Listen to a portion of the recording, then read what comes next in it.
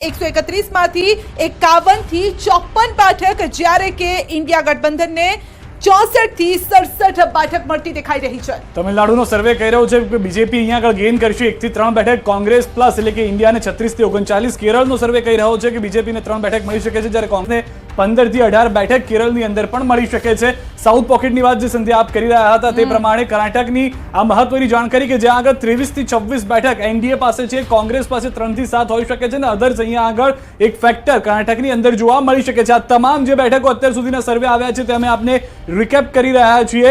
આંધ્રપ્રદેશનો સર્વે કહી રહ્યો છે સંધ્યા બીજેપી 19 થી 22, જ્યાં આગળ શક્યતાઓ છે કે ઇન્ડિયા ખાતું પણ ન ખોલાવે ઇન્ડિયા ગઠબંધન, અને અધર્સના ફાળે ઇન્ડિયા ગઠબંધન કરતા વધુ બેઠકો હોઈ શકે છે. બિલકુલ, સાઉથ પોકેટની આપણે વાત કરતા હતા અને તેમાં એ વાત એ છે કે બીજેપી અહીંયા ગુમાવવાનું નથી, જે પણ મળશે એ કાયદામાં જ રહેવાના છે. તો ગુમાવવાનું કોને છે? ઇન્ડિયા ગઠબંધનને ગુમાવવાનું છે, ખાસ કરીને કોંગ્રેસને. કદાચ જો અહીંયા નાખુશી જેવા સમાચાર આવે, કારણ કે જો આ પાલામાં જાય બેઠકો તો ઓબ્વિયસ છે કે અહીંયા થોડીક નિરાશા જરૂર આવે, પરંતુ કોંગ્રેસ કહી રહી છે કે સાઉથમાં તમારે જોવાની જરૂર નથી, કારણ કે અમે ત્યાં હાવી છીએ. અને જ્યારે એક્ઝિટ પોલ આવવાના હતા એ પહેલા જ ઇન્ડિયા ગઠબંધનની આ બેઠક પણ થઈ હતી ને બેઠકમાં મલ્લિકાર્જુન ખડગેએ વાત કરી છે 295 સીટ ઇન્ડિયા ગઠબંધન જીતશે, એ વાત તાલ ઠોકીને કરી છે. હવે જોવાનું રહેશે કે 295 માંથી કેટલી આવે છે. અને બીજેપી પણ કહી રહી છે કે 400 પારનો નારો આપ્યો છે. અખિલેશ યાદવ કહી રહ્યા હતા કે 400 પાર. આ તો એવી વાત છે કે रास्ता पार करने वाली बात है कि इस रास्ते से हम पार कर रहे हैं. એટલે મજાકિયા મૂડમાં એવું કહેતા હતા કે આ તો 400 પાર એ રીતે વાત કરે છે. જોવાનું રહેશે. આંકડા બધા જ કહી રહ્યા છે, એક્ઝિટ પોલ ના આંકડા અમે પણ આપી રહ્યા છે, અને આ હવે 4 જૂને આ જ આંકડા રહે છે કે આમાં થોડોક ફેરફાર થાય છે, તે જોવાનું રહેશે. સૌથી વધારે મહત્વની વાત પાર્થિવરાજભાઈ બીજા આંકડા પર જે પેલા એક ક્વિક રિએક્શન કે જે દીપકભાઈ તરફથી પણ કહેવામાં આવ્યું હતું કે બધા લોકો પોતપોતાનો મેનિફેસ્ટો લઈને આવ્યા હતા, કોંગ્રેસ નેગેટિવિટી લઈને આવ્યું હતું. તેના વિશે શું કહેશો? Quick reaction. દીપકભાઈએ કદાચ હોમવર્ક ઓછું કર્યું છે અને ભારતીય રાષ્ટ્રીય કોંગ્રેસનો મેનિફેસ્ટો નથી વાંચ્યો. 5 ન્યાયની વાત કરી છે ભારતીય રાષ્ટ્રીય કોંગ્રેસે: યુવા ન્યાય, નારી ન્યાય, શ્રમિક ન્યાય, કિસાન ન્યાય અને ભાગીદારી ન્યાય. આ દરેક મુદ્દામાં યુવાનોને રોજગારી, કેન્દ્ર સરકારમાં 30 લાખ પદો ખાલી છે, એ 30 લાખ પદોમાં ક્યાંક ને ક્યાંક ભરતી કરવામાં આવશે. જે પણ વિદ્યાર્થી ગ્રેજ્યુએટ થઈને બહાર નીકળશે એની પહેલી નોકરી પાક્કી, આ ગેરંટીની વાત કરી છે.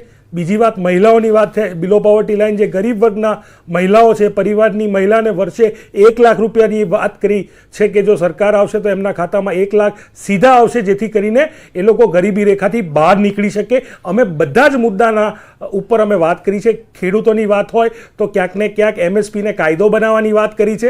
અને જ્યારે 10 વર્ષ તો રિપોર્ટ કાર્ડ આપવાની જગ્યાએ નરેન્દ્રભાઈ ક્યાં ક્યાં શું બોલ્યા છે, ક્યાંક ભેંસની વાત કરી છે, ક્યાંક ને ક્યાંક મંગલસૂત્રની વાત કરી છે, ક્યાંક મુજરાની વાત કરી છે. એટલે પહેલાં પોતાના ગિરેબાનમાં ઝાંકી લે કે પોતે શું ધંધા કર્યા છે ચૂંટણી દરમિયાન, પોતે શું બોલ્યા છે, અને બીજા ઉપર આંગળી ઉપાડે તો સારું. થોડી શબ્દોની મર્યાદા આપણે રાખીએ, કારણ કે શબ્દોની મર્યાદા ઘણી જરૂરી છે. હવે ચૂંટણી પતી ગઈ છે એટલે એવું નથી કે આપણે ગમે તેમ બોલીએ છીએ.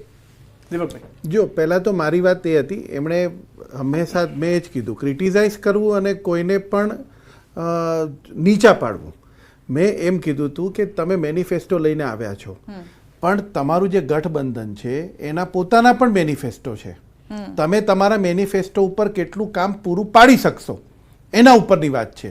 જ્યારે તમારું, કારણ કે આપણે જોડતોડની સરકાર પણ આ દેશે જોયેલી છે, અને એ વખતે કેવી કામગીરી થઈ છે એ પણ આપણે જોયેલી છે.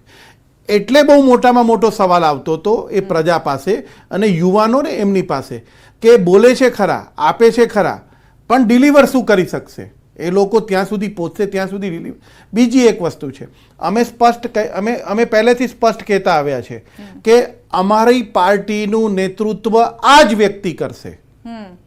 સ્પષ્ટપણે સ્વાભાવિક વાત છે, કોણ નેતૃત્વ કરે છે એનો પણ એક મોટામાં મોટો સવાલ આવતો હોય છે. એટલે આપને શંકા છે કે ઇન્ડિયા ગઠબંધનમાં આટલા બધા ચહેરા છે તો મેં એ વાત કરી હતી, ફૂટ પડવાની છે. નહીં, ફૂટ નહીં, તમે સમજો, હું તમને કહું. દરેક માણસ પોતપોતાના આ વખતે કેવી રીતનું છે કે દરેક પ્રદેશ વાઇઝ ના પોતાના પણ લોકલ જે છે પાર્ટી, એ લોકોના પણ છે, તો એ લોકોના પણ મેનિફેસ્ટો છે. સ્વાભાવિક વાત છે કે એ પોતે જ્યારે વાતચીત કરે છે તો એ સ્ટેટની અંદર એ કેવી રીતની કામગીરી કરી શકશે. જ્યારે લોકલમાં પોતાના મેનિફેસ્ટો સાથે લઈને આવતા હોય ત્યારે આ બધા પ્રશ્નો આવે છે. ત્યાં કોઈ પણ મતદાર, ભારતનો કોઈ પણ મતદાર જ્યારે મત આપવા જાય છે ત્યારે બહુ વિચારીને આપવા જાય છે અને બહુ સ્પષ્ટપણે કે આ દેશને કોણ અત્યારે ચલાવી શકે એમ છે આ પરિસ્થિતિની અંદર. એમણે મેં પહેલાં પણ કીધું કે કોરોના કાળ આવ્યો, આવા કપરા પરિસ્થિતિ જ્યારે આર્થિક તંત્ર જ્યારે વિશ્વના બીજા બધા દેશો પણ જ્યારે ફાંફા મારતા હતા ત્યારે ભારતે એક પોતે ઉદાહરણ આપ્યું અર્થતંત્રને સામે રાખીને. તમે કોન્સ્ટન્ટ એ પછી તમે જોજો. કહેવાનો મતલબ એટલો છે કે સ્ટાર્ટઅપ, સ્મોલ સ્કેલ ઇન્ડસ્ટ્રીને અપ કરવાનું, યુવાનોને પ્રોત્સાહન આપવાનું, ટેકનોલોજીને અપગ્રેડ કરવાનું, આ બધી પદ્ધતિ જે છે એ ભારતીય જનતા પાર્ટીએ પોતે પ્રજાને આપેલી છે. ઠીક છે, એટલે આપનો જે મેનિફેસ્ટો છે એના પર બીજેપીને તો વિશ્વાસ નથી, એ વાત અહીંયા ચોક્કસ થઈ ગઈ છે. જનતાને એ વિશ્વાસ તમે અપાવી શક્યા છો? સંધ્યાબેન, જે પ્રકારે દીપકભાઈએ વાત કરી, મૂળભૂત રીતે જ્યારે કોઈ પણ પોલિટિકલ પાર્ટી ચૂંટણી લડતી હોય તો એ પોલિસી શું લાવશે એની લોકો ચર્ચા કરતા હોય. અમારા બધા જ સાથી પક્ષોએ ભેગા થઈને એક વાત કરી છે કે અમારે બેરોજગારી દૂર કરવી છે.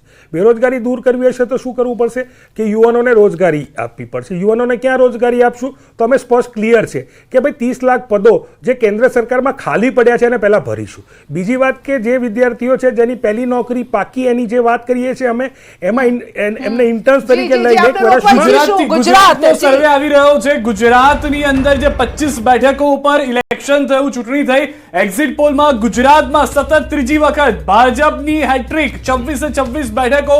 સર્વે પ્રમાણે ભાજપની જીતનું અનુમાન છે. ફરી એક વખત ગુજરાતમાં ચાલ્યો છે મોદી મેજિક. પનોતા પુત્રની જે વાત મૂકવામાં આવી હતી તે અહીંયા જોવા મળી રહી છે. અલગ અલગ પરિણામની ચર્ચા સંધ્યા થઈ અહીંયા આગળ, પરંતુ હેટ્રિક 26 બેઠકોની ગુજરાતની અંદર સફળ ભાજપ માટે જોવા મળી રહી છે. બિલકુલ, આ એ ગુજરાત છે, નરેન્દ્ર મોદીનું ગુજરાત છે, અમિત શાહનું ગુજરાત છે ને આ જે ગુજરાતીઓ છે કહે છે કે જે બોલે છે એ કરીને પણ બતાવે છે. આ એ ગુજરાત છે અને ગુજરાતનો પણ અહીંયા એક્ઝિટ પોલ આવી ગયો છે. પહેલી એક સીટ જે સૌથી પહેલું કમળ ખીલ્યું હતું દેશમાં તે સુરતથી ખીલ્યું હતું, એટલે એક બેઠક સુરતની જીતીને આપી હતી બીજેપી. અને ત્યારબાદ જે 25 બેઠકની વાત કરવાની હતી તો એ 25 માંથી 25 એટલે કુલ આમ જોઈએ તો 26 માંથી 26 બેઠક અહીંયા બીજેપી જીતી રહી છે. જે હમણાં વિશેષજ્ઞ પણ હતા એ ક્યાંક ડાઉટ એમને હતો કે કેટલીક એવી બેઠકો છે જ્યાં જે છે જે પેજ કદાચ ત્યાં ફસાઈ શકે છે, એ બેઠકો તેમણે ગણાવી હતી. બનાસકાંઠા સાથે આણંદની બેઠક, પોરબંદર, 3-4 એ પ્રકારની બેઠકો હતી. 26 માંથી 26 બેઠક જીતની હેટ્રિક ગુજરાત અને દેશમાં પણ થશે. મેં પહેલાં પણ કીધું તમને, કારણ કે લોકસભાની અંદર બેન જોવા જઈએ તો ટોટલી 19 થી 21, 17 થી 21 લાખનું મતદાતા હોય છે. એમાં આપણે વોટિંગ્સની પેટર્ન પણ તમે જોવા જાઓ તો જે ડિફરન્સીસ છે, અમે આ વખતે એમને કોઈ ટાર્ગેટ નથી આપ્યો કે અમે 5 લાખથી ઉપરની લીડથી જીતીશું. કારણ એટલા માટે છે કે ભારતીય જનતા પાર્ટી એ કાર્યકર્તા કેડર બેઝની છે આખી પાર્ટી. એનો ભારતીય જનતા પાર્ટીનો કાર્યકર્તા 24/7 પ્રજા વચ્ચે રહે છે.